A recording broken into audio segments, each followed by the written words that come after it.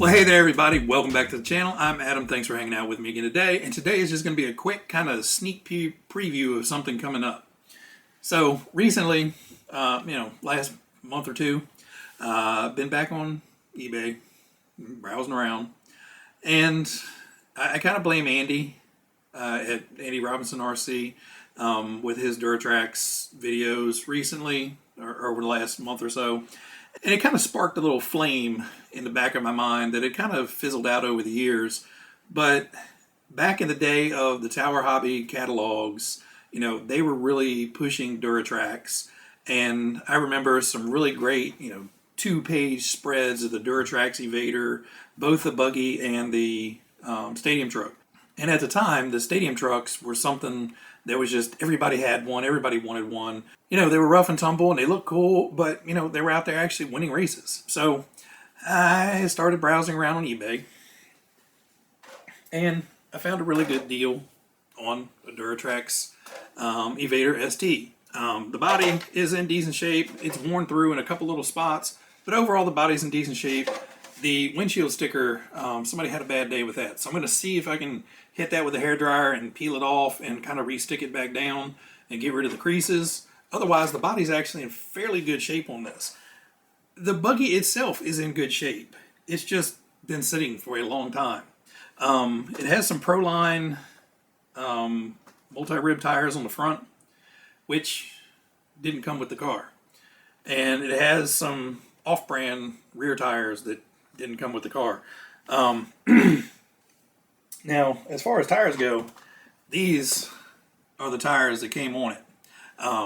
These are the actual original Duratrax spike tires that would have come on it. Somebody liked doing donuts. It's what it looked like.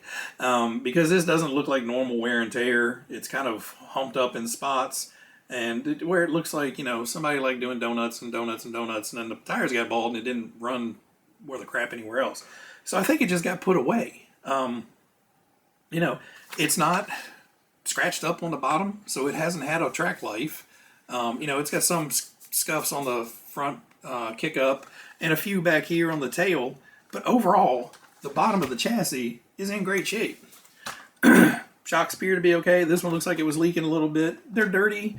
There's some pitting on some of the arms, the adjustable links, but overall it was in good shape. Now the tires were just, like I said, trash. So before I get too far down the road, this has the original radio, original receiver, original Sprint speed control, and it has the original Photon speed motor in the back. So this one is pretty much ready to run. Somebody bought, somebody ran around, burned the rear tires off of it, and just stuck it on a shelf out in the garage. Thankfully, I was able to get a great deal on it. So it came with a pair of these Orion VMAX Super Duty batteries. I don't know if they're going to hold a charge. And to be honest with you, I'm going to have to look them up because I don't even know if these are NiCad or nickel metal hydride. They're both in really good shape. There's not a lot of wear on the labels. There's some peeling of the labels, but I think that's just been from handling them.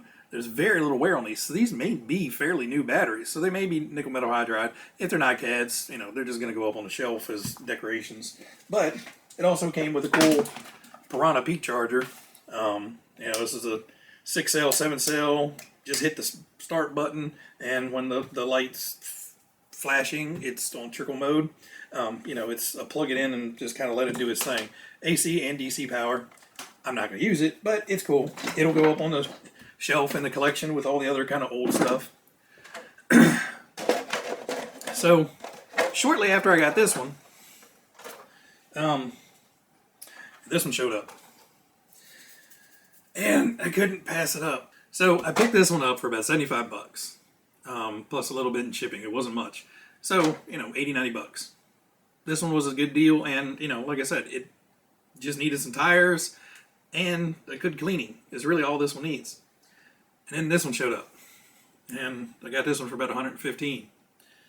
Now, the reason I got this one was, one, you can tell the body is a little bit fancier.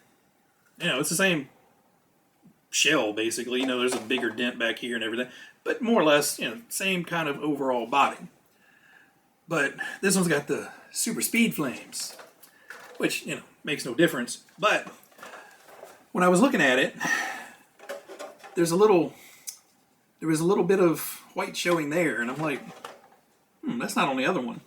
And then I was looking on the inside in the pictures, and right on the front bulkhead brace, it said graphite. And I'm like, I don't remember those having graphite pieces on there. And I came back out and looked at this one, and it doesn't. It's just all plastic. So I took a gamble, bid on it, and won it. Got it for about 115 bucks. So again, not a bad deal.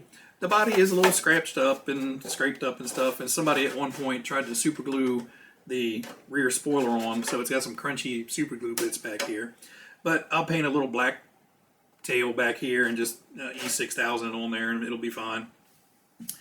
Now, the reason I went ahead and took a gamble on it is this is the Duratrax Evader ST Pro.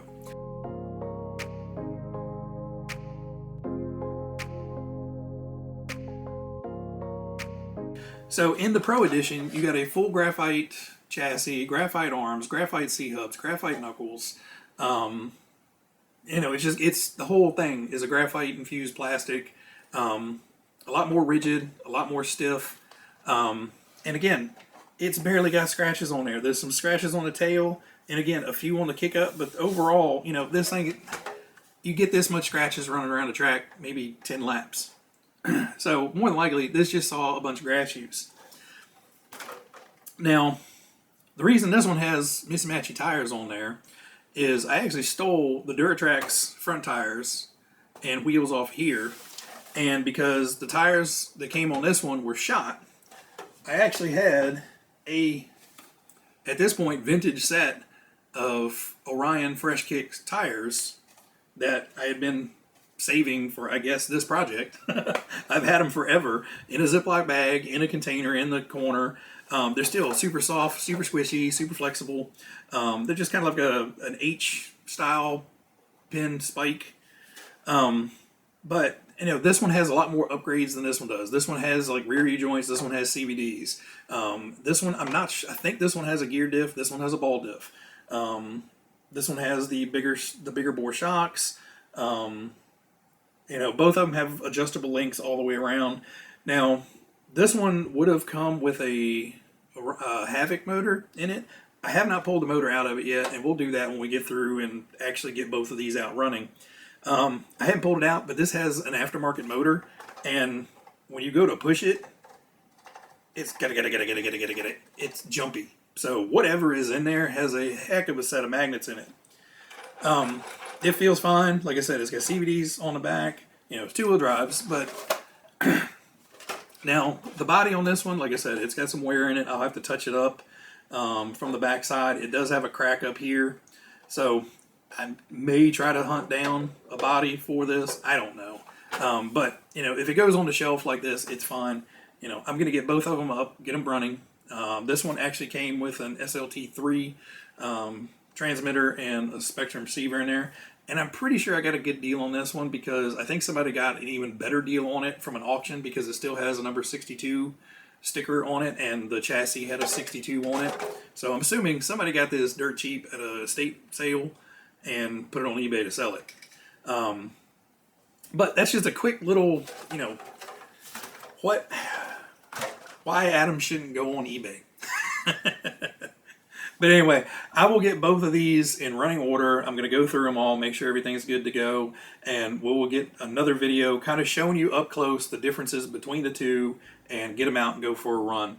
Until then, everybody out there, you guys be happy, be healthy, be safe, and I will catch you guys on the next one. See you.